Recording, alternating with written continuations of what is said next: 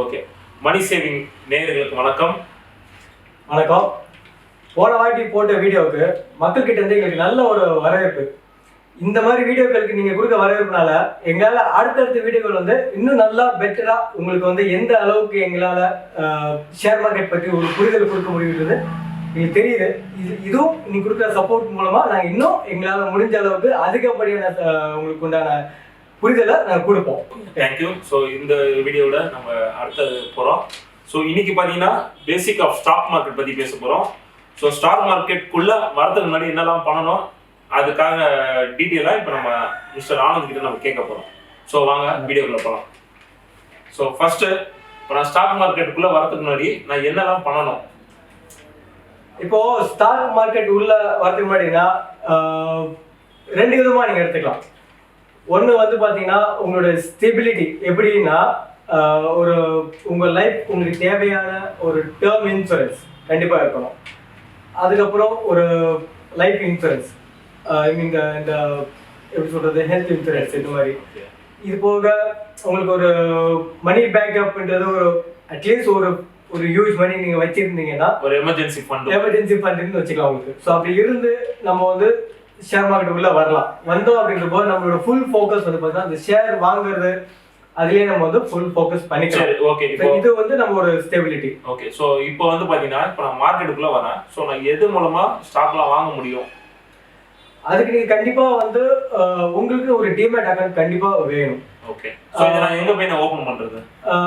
இது உங்களோட பேங்க் அங்ககிட்டயும் நீங்கள் பேசி உங்களுக்கு டிமேட் அக்கௌண்ட் சேவிங் அக்கௌண்ட் வச்சிருக்கேன், அது மூலமாக பண்ணிக்கலாம். பண்ணலாம். உங்களுக்கு எந்த அக்கௌண்ட்னால டிமேட் அக்கௌண்ட் அது தனி பேஸ் அது. ஸோ உங்களுக்கு நீங்கள் தனியாகவே ஓப்பன் பண்ணிக்கலாம். உங்களுக்கு பேங்க் சப்போர்ட் இருக்கும்.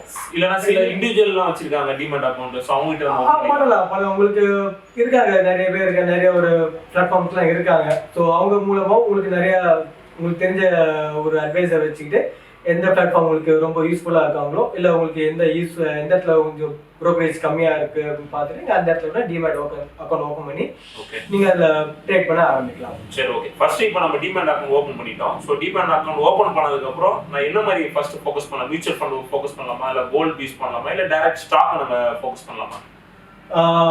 ஸ்டாக் அப்படின்னு பார்த்தீங்கன்னா உங்களுக்கு ஸ்டாக்னா அந்த கம்பெனியை பற்றி ஒரு டீட்டெயில்ஸ் கொஞ்சமாக தெரியணும், புரிதல் இருக்கணும், கண்டிப்பாக தெரியும் உங்களுக்கு. அந்த கம்பெனி எப்படி, அவங்களோட க்ரோத் என்ன அப்படின்றது நம்ம கொஞ்சமாச்சு நம்ம தெரிஞ்சுட்டு நம்ம அது ஸ்டாக்ல போகலாம்.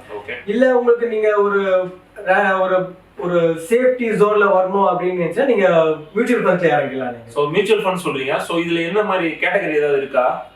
மியூச்சுவல் ஃபண்ட்ஸ்ல வந்து பாத்தீங்கன்னா நீங்க கொஞ்சம் கொஞ்சமா போடுற மாதிரி ஒரு எஸ்ஐபி மாதிரி அந்த மாதிரி பிளாட்ஃபார்ம்ல நீங்க போடலாம். இப்போ மியூச்சுவல் ஃபண்ட்ல என்னென்ன டைப்லாம் இருக்கு?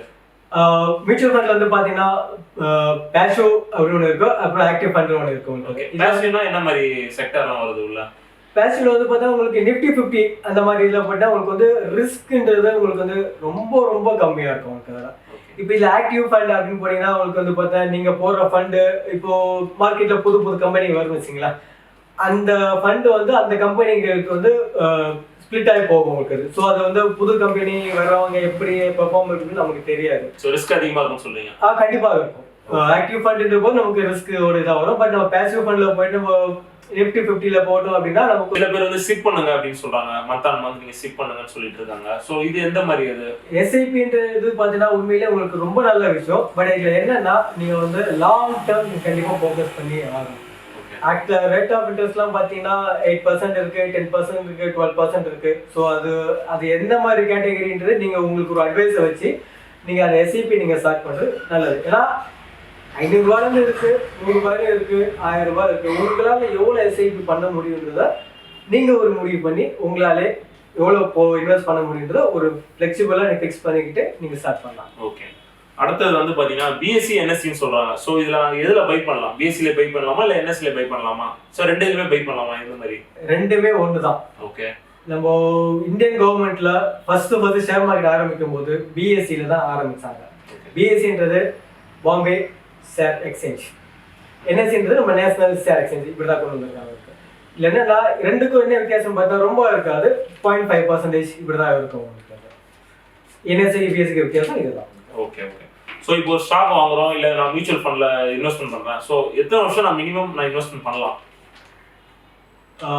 ஷேர் மார்க்கெட் ஸ்டாக்ல வரீங்கனாலே நீங்க எத்தனை வருஷம்லாம் நீங்க நினைக்கக்கூடாது. மினிமம் நீங்க வந்தாலே ஒரு 10 வருஷமா நீங்க இருந்தா மட்டும்தான் அந்த ஸ்டாக்கை பத்தி, அந்த ஷேர் மார்க்கெட் பத்தி, அந்த பிளாட்ஃபார்ம் பத்தி நீங்க முழுமையான்றதை விட நீங்க கத்துக்க முடியும். ஏன்னா இது மிகப்பெரிய கடல் இது.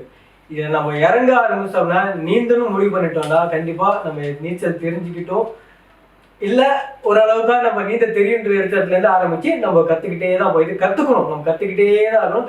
கத்துக்கிட்டு தான் நம்ம வந்து பண்ண முடியும். ஸோ இப்போ பார்த்தீங்கன்னா நாங்கள் வீடியோ அப்படிதான் சின்னதாக நாங்களும் உங்களை மாதிரி தான் நாங்களும் கற்றுக்கிட்டே தான் வரோம். ஸோ இவரும் அதே மாதிரி தான் லேர்ன் பண்ணிக்கிட்டே இருக்காரு. ஸோ நிறைய ஆர்டிகல்ஸ் கற்றுக்கிறத உங்ககிட்ட நாங்கள் ஷேர் பண்ணோம். எதுக்காகன்னா எங்களை மாதிரி சில விஷயங்கள் தெரியாதவங்க இருப்பாங்க. ஸோ அவங்களுக்கு அட்லீஸ்ட் ஒரு பேசிக் நாலேஜ் கொடுக்கலாமே, எங்களோட பேசிக் நாலேஜ் அவங்களுக்கு யூஸ்ஃபுல்லாக இருக்கட்டும்.